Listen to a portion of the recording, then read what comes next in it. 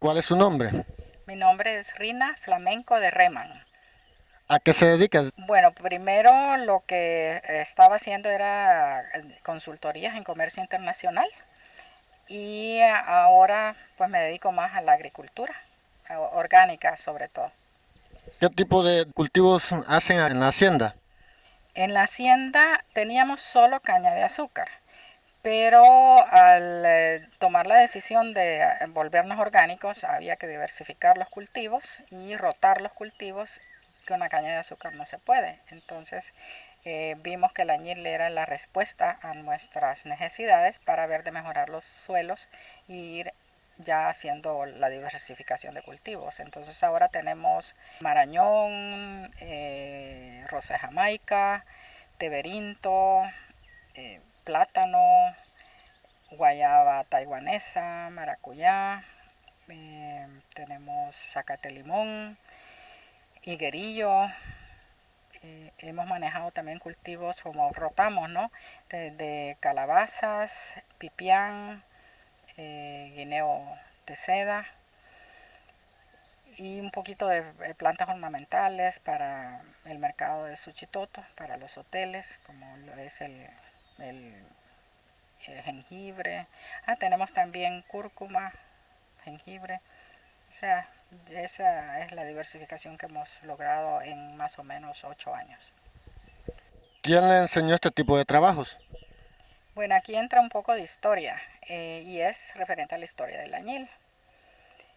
El añil era un producto que lo usaban los mayas. Cuando el tiempo de los mayas, ellos lo procesaban en canoas o en bateas. Y ellos lo que hacían era que llenaban las canoas con, o también en tinas de barro, ¿no? En tinajas de barro.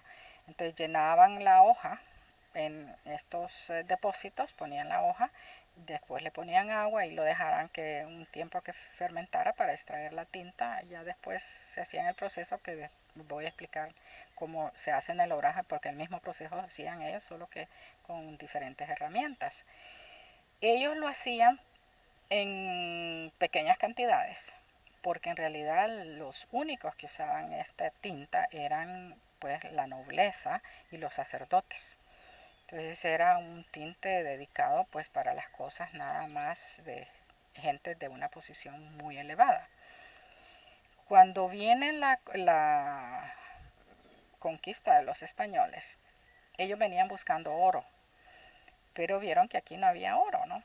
Pero identificaron un colorante azul que les pareció interesante. Y este colorante fue enviado a la corona española para ver si creían que hubiera interés en exportar este producto. La respuesta de la corona española fue: empiecen masivamente a producir el colorante. Toda la nobleza de Europa usa este colorante. Era un estatus para la gente de muy alta posición, ¿no? Y pues estamos hablando de reyes, emperadores, todo ese tipo de sociedad. Así fue como vienen los españoles e introducen el obraje al país, porque no podían seguirlo haciendo en canoas en la manera tan artesanal, ¿verdad? Entonces ya se me industrializan la producción de añil y con los obrajes ellos introducen ya otras técnicas de extracción. De manera que siempre seguía un método artesanal que es el que siempre se ha continuado, pero ya un poco más tecnificado y con eso podían producir volúmenes y de aquí se iba la tinta para Europa, que era muy apreciada. Dentro de toda esta historia, la parte interesante es cómo entramos nosotros a Europa. Y es que en Europa tenían el colorante que le llamaban pastel. Y esa era una planta diferente a la Indigofera guatemalensis que nosotros teníamos y era súper protegida. Entonces todos los tintoreros todos los años se reunían en Alemania, en la ciudad de Nuremberg, a prometer que bajo pena de muerte ellos no iban a utilizar el añil porque si los descubrían tenían el derecho a matarlos. Entonces eso hacía muy difícil la introducción de nuestro añil a Europa. Pero la calidad era tan alta que ya no pudieron parar eso. Entonces fue imposible, que empezó a aparecer por todos lados en Europa, y así fue como pudimos comercializar el producto en Europa. Aquí viene después la investigación de la misma Europa, porque como el producto allá, como siendo un producto natural, también llega a ser escaso, y ellos empezaron a pensar cómo podemos hacer para hacer el producto más accesible al mercado. Y Adolfo Beyer, alemán, científico, sintetiza el añil, y con eso tenemos el añil sintético o la anilina. Y cuando eso pasa, que fue en el año 1821, decae la industria del añil natural. Fue en noviembre, para un día de los santos o algo así, que venían aquí, los compradores venían desde Europa y de todo el mundo a comprar. Y lo llevaban a las plazas, a donde formaban graderías, y allí pasaban todas las mulas con sus zurrones, que le llamaban, que era como digámoslo, en vez de mochila, a la bestia le ponían el zurrón, que era de cuero, a donde venían las terrones de añil. Y allí el comprador decía, bueno, yo quiero ver esa muestra, enseña, y así negociaban abiertamente. Era como una bolsa, ¿no? También en esta época, esto fue, como digo, en el tiempo de la colonia, aquí en Suchitoto estaba una casa que fue la primera bolsa del añil. Ahí todavía existe la casa, a donde se veía que colgaban la balanza, a donde llegaban a pesar el peso del añil, y de ahí ponían el precio. Entonces de esa bolsa fue que salió la primera banca.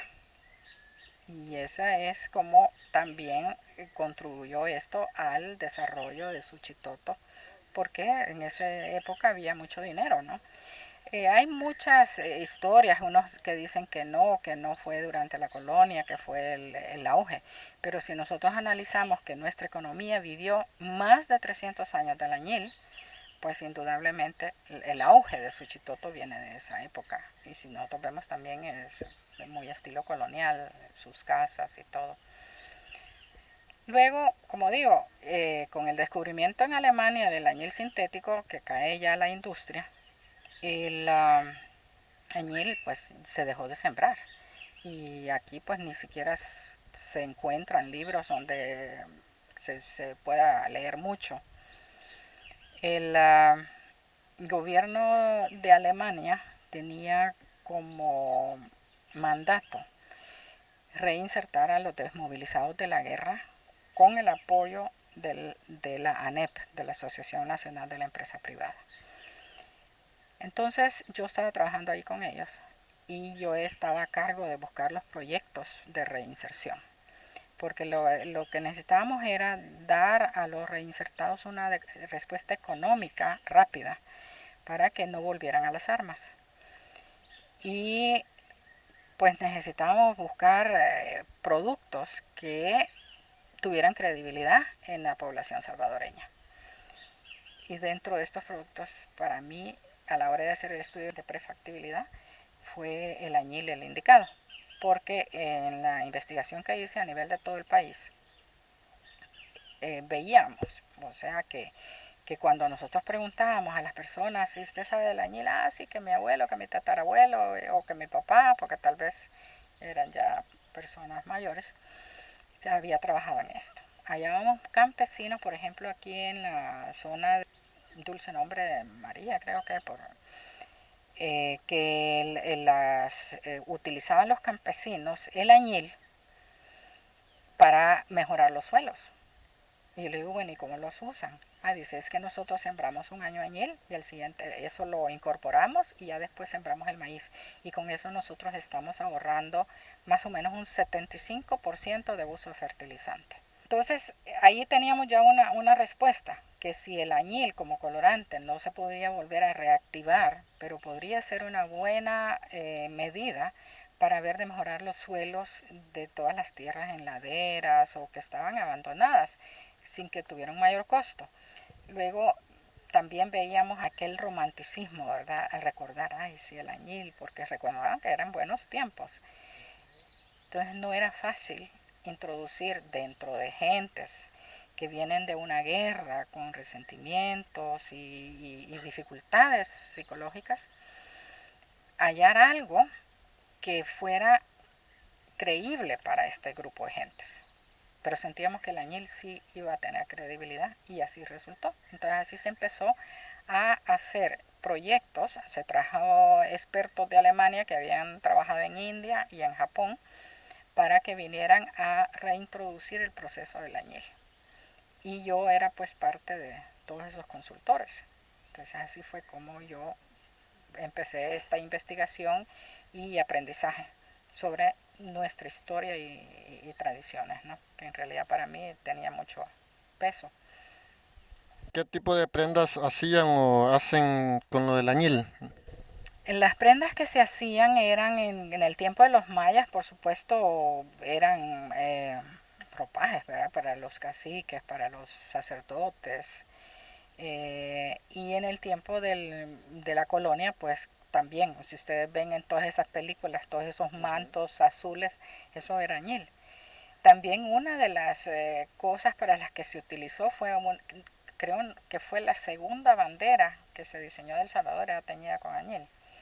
Entonces sí ha tenido una importancia muy grande para el país. ¿Cómo se siente usted de continuar con la producción de añil aquí en la hacienda? Bueno, yo en realidad estoy muy motivada. Desgraciadamente en toda industria hay altibajos.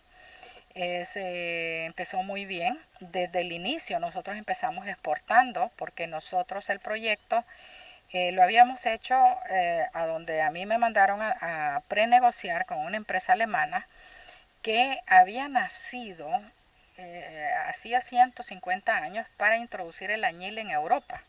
Era la empresa distribuidora de colorantes naturales más grande de toda Europa. Entonces me mandaron a negociar con esta empresa para ver si con ellos podíamos asegurar el mercado. Entonces en esa época, que fue en 1996, lo que negocié fue un proyecto de responsabilidad social a donde nos ayudara esta empresa alemana a reactivar el añil pagándonos un sobreprecio, asegurándoles también que íbamos a hacer un grupo asociativo que ahora se llama Azules y que íbamos a ver de que la ganancia de ese sobreprecio fuera directamente a los productores. Y en realidad pues el comprador está muy contento, sí, porque el precio que se negoció en esa época ya era 3 veces más del precio en el mercado. Pero nosotros teníamos costos elevados para el desarrollo del producto y la promoción, que entonces eso iba a cubrir ese costo. ¿Cuántas personas tiene empleadas aquí en la hacienda? Cuando inicié en 1999 solo tenía el mandador. Ahora tengo 20 empleados permanentes que tienen trabajo de lunes a sábado todo el año. Y como la producción es orgánica, digamos cuando yo heredé en el 95 estas tierras eran solo cañales manejados de manera convencional. Cuando hice mi diagnóstico yo vi que las tierras estaban totalmente degradadas. Aquí al lado corre la Selguate y aunque la Selguate es un río sucio, pero yo no ayudo a contaminar más. Entre los empleados que mantiene, ¿hay solo hombres o solo mujeres? Aquí la orden es que mínimo un 30% tiene que ser mujeres. Y que aquí no tienen por qué decirle a una mujer, usted no puede hacer este trabajo porque es trabajo de hombres. La mujer tiene que hacer cualquier trabajo, aunque sea de hombre, porque pues ellos son los jefes de familia por lo general y tenemos que ver de que siempre tengan trabajo. ¿Es rentable el negocio? En realidad es rentable. Se necesita bastante trabajo, sobre todo cuando es orgánico. Pero nos costó mucho tiempo. Yo tuve que hacer una inversión en certificaciones y aún pues que no se vendía el producto. durante muchos años, pero yo le había apostado. La gente de Suchitoto, ¿cómo ve su trabajo? ¿Tiene bastante demanda de la gente de Suchitoto? ¿O es reconocida por la gente de Suchitoto? ¿Cómo siente usted que es el trato de la gente hacia la hacienda?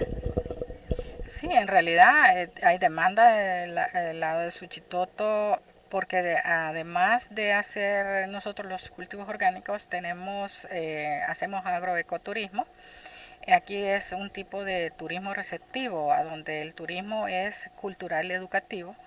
Estamos tratando de rescatar lo que es nuestras tradiciones, pero basados cómo fue sostenida la economía del departamento de Cuscatlán a través de sus recursos naturales. Entonces aquí a largo plazo va a ser un museo costumbrista, a donde van a haber cultivos de cacao, que fue el que existió primero y mantuvo la economía del país. Luego del cacao se implementó el añil, que fue más de 300 años el que sostuvo la economía del país. Cuando sale el añil entra la caña de azúcar y el maíz. Entonces esos son los cultivos que vamos a tener implementados acá con sus procesos artesanales y su historia de la época.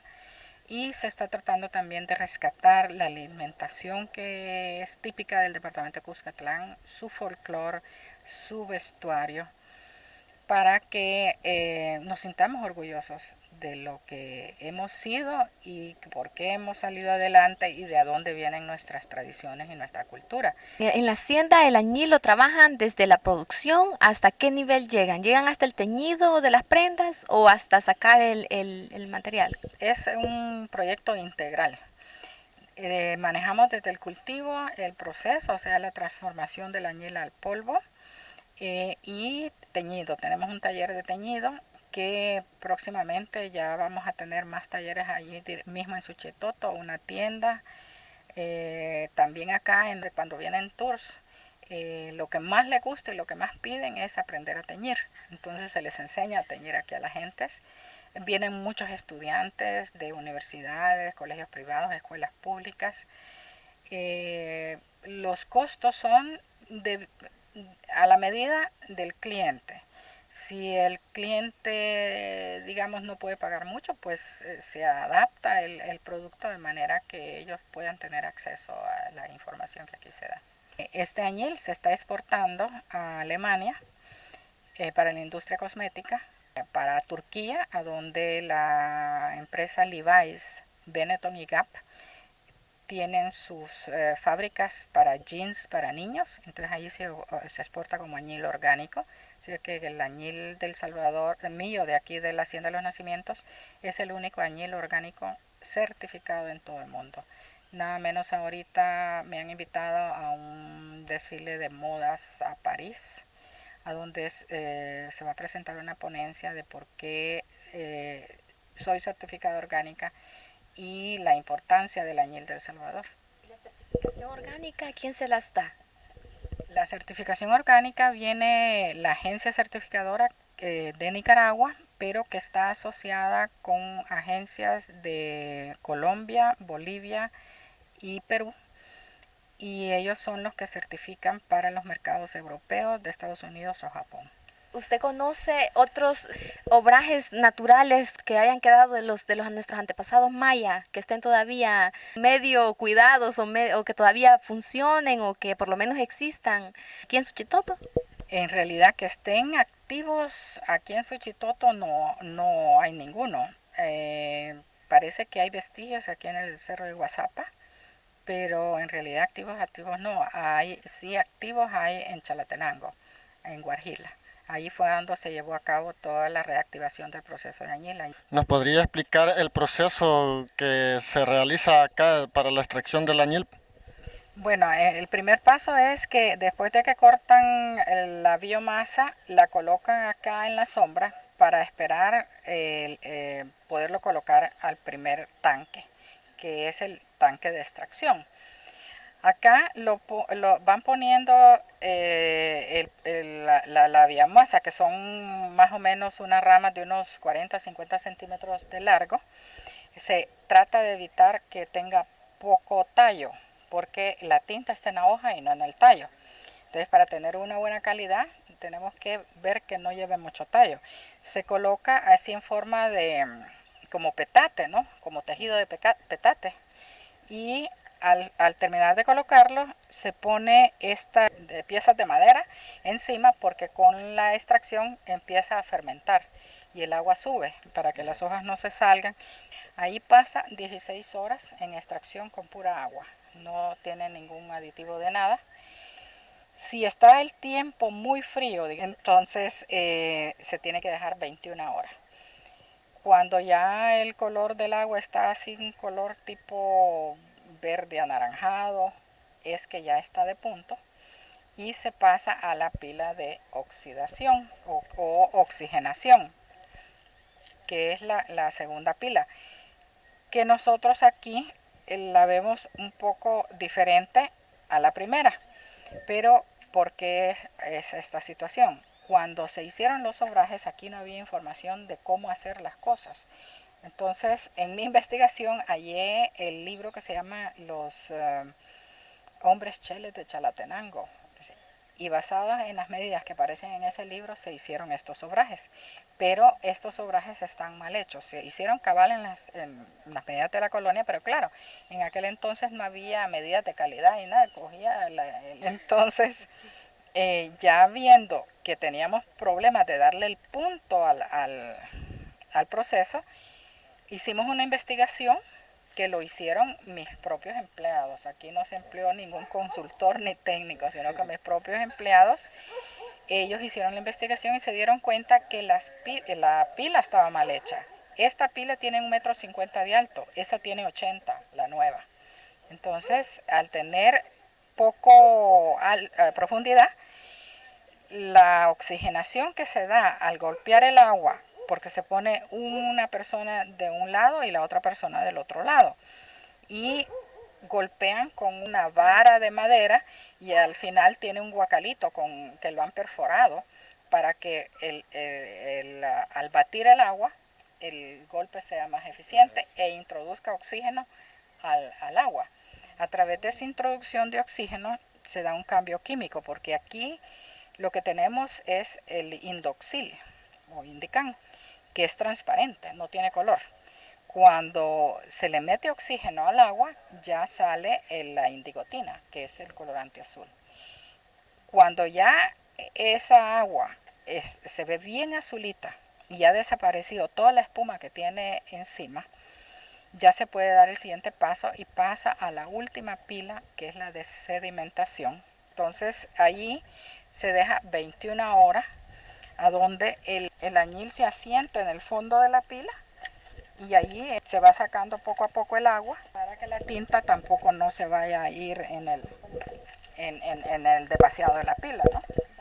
Entonces ahí en ese huequito se acumula el lodo, que es un lodo azul, y se va sacando con cubetas para llevar a los tendales que están en el lado derecho, que es a donde ya se filtra el añil. El sedimento es como un lodo azul muy oscuro. De 1.500 libras de hoja va a salir al final entre 1 y 2 kilos de polvo de colorante. De los tendales todavía los pasamos a cocimiento por 1 hora, a donde todavía desaparece un poquito más de agua y se para el crecimiento de bacterias. Ya después pasa a los cajones de secado y a donde se mantiene de 5 a 10 días secándose al sol. Estamos haciendo y estamos viendo si hacemos con energía solar los procesos. Y ahorita el cocimiento lo hacen a gas. Con leña. Con leña. Uh-huh.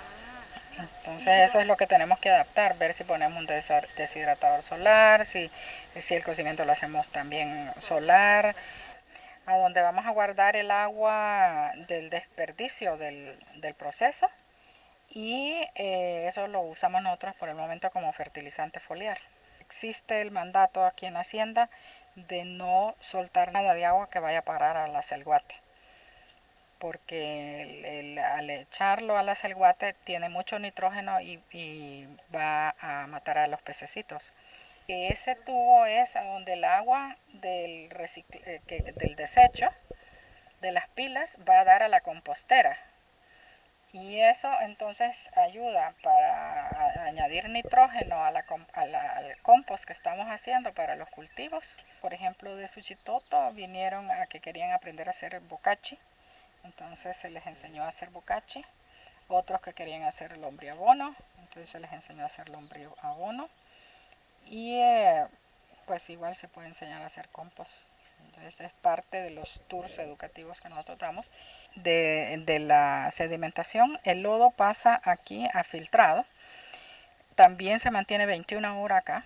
Entonces tenemos unas cubetas abajo donde está chorreando el agua que sale del filtrado. Por lo general al principio el agua sale azul. Entonces esa agua se vuelve a echar sobre el lodo para que vaya filtrando y hasta que el agua sale clarita es que ya está en su punto, que ya no destiñe colorante y que entonces ya puede pasar del filtrado al cocinado que se hace con leña durante una hora viendo que la temperatura no pase de 50 a 60 grados. Aquí se llevan controles estrictos diarios de todo el proceso.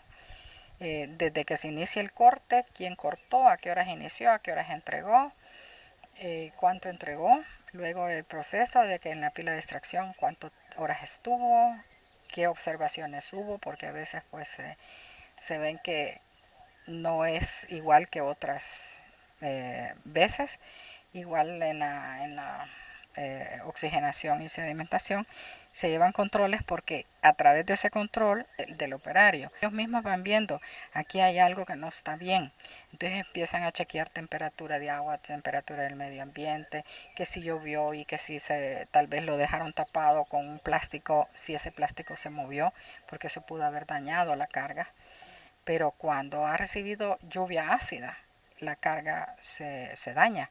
Y la temperatura la controlamos porque el añil está compuesto de glucosa y la glucosa al quemarse forma ceniza.